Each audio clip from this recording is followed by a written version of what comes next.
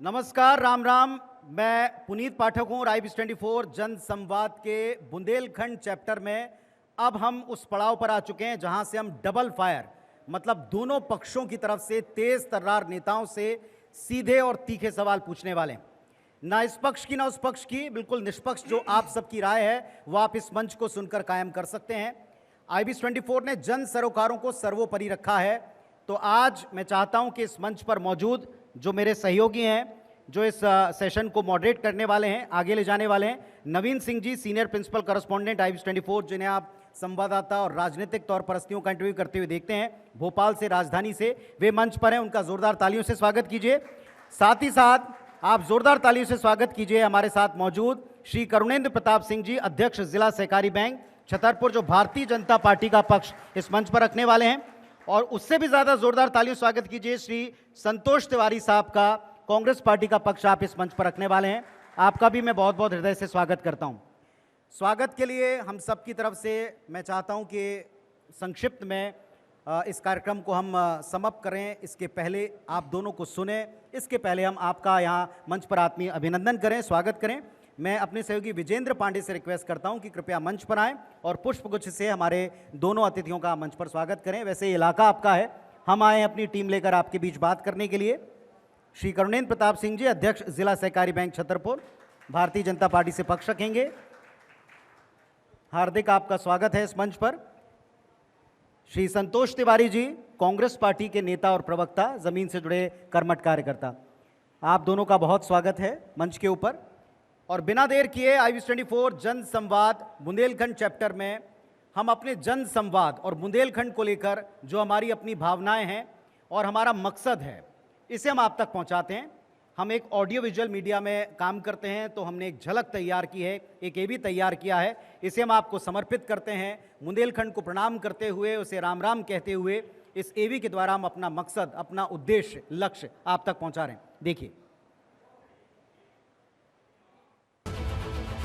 आज हमें गौरव होता है, हमें मान और सम्मान मिलता है, तो महाराजा छत्रसाल के कारण से इस छतरपुर को लोग कहते हैं ये महाराजा छत्रसाल की धरती है, ये बुंदेलखंड की धरती है, ये स्वाभिमान की धरती है।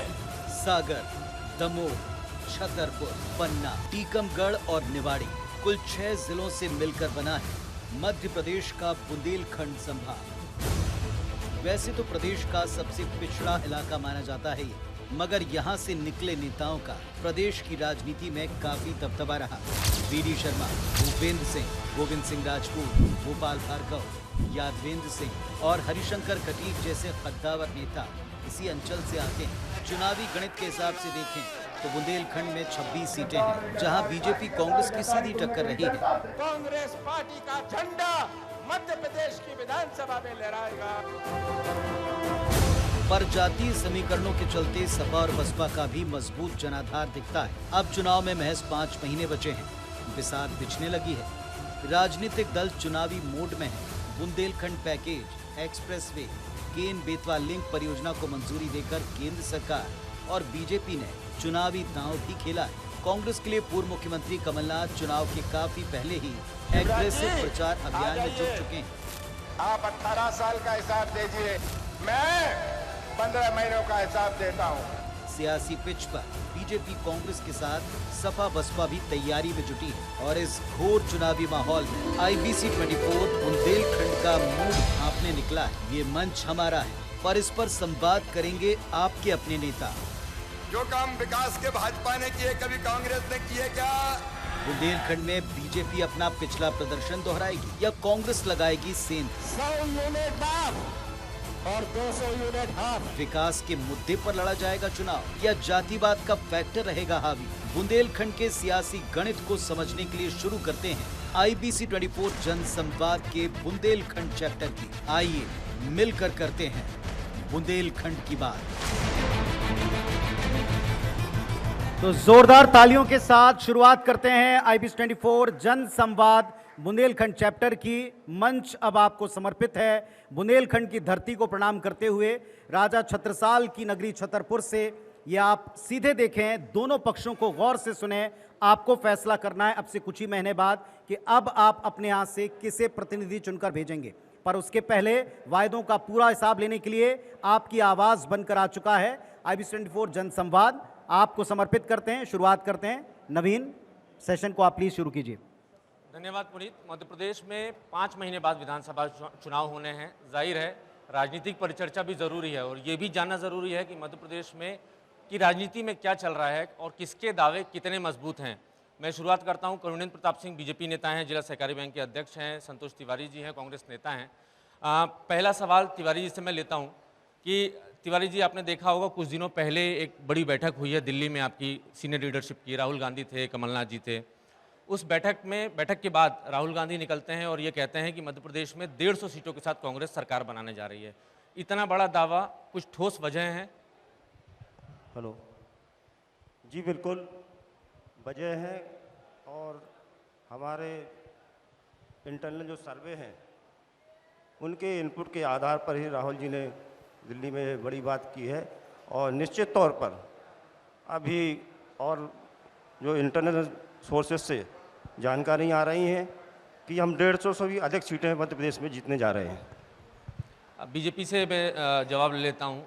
कांग्रेस 150 सीटों के दावे कर रही है और बीजेपी एक बार फिर ये कह रही है कि अब की बार 200 पार।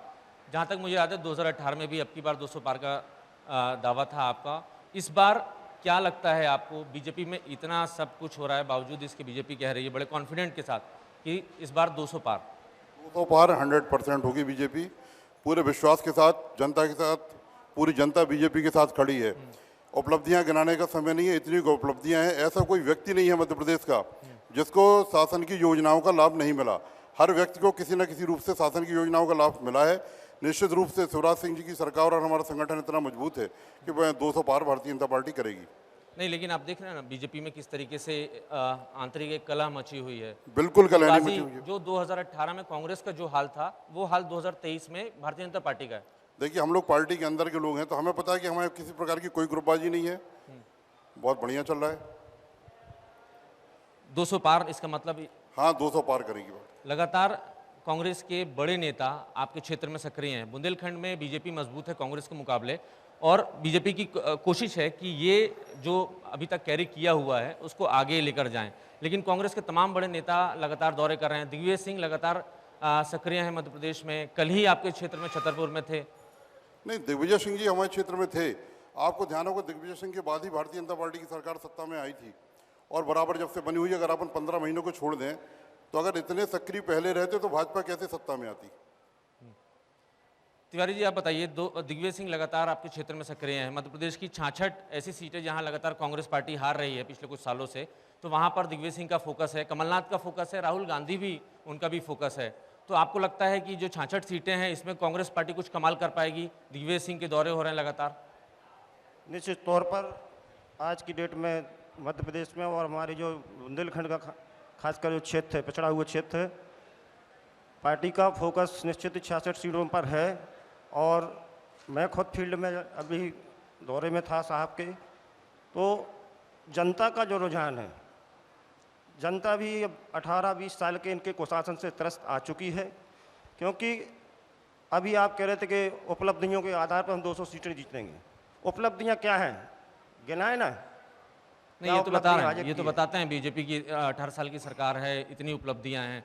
कांग्रेस बताए, कांग्रेस को लोग क्यों वोट करें? बुंदेलखंड का वोटर कांग्रेस को क्यों वोट करेगा?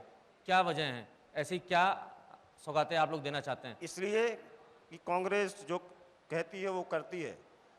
15 महीने के शासनकाल में, आदरणीय कमलनाथ जी के शासनकाल में जो उन्होंने घोषणाएं की थी वो पूरी की। 27,000 किसानों का कर्जा माफ़ किया, 100 रुपये 100 यूनिट बिजली का जो किया था वो किया, गौशालाएं बनवाई।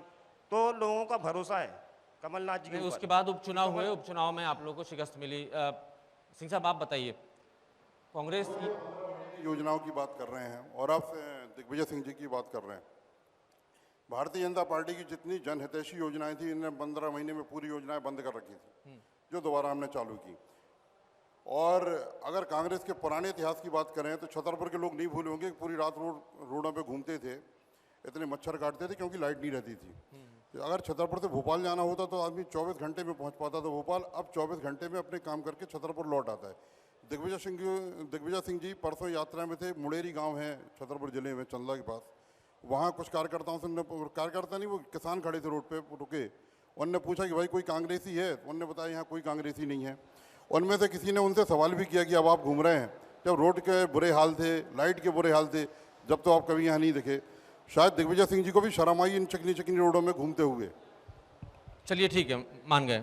आप ये बताइए कि बुंदेलखंड में एक धर्मांतरण बहुत बड़ा विषय है। आपके पास का ही ज़िला है बुंदेलखंड का, बड़ा दमोह ज़िला। दमोह में हम लगातार ये देख रहे हैं कि पिछले 5-6 महीने से धर्मांतरण की खबरें खूब आ रही हैं, लव जिहाद की खबरें खूब आ रही हैं।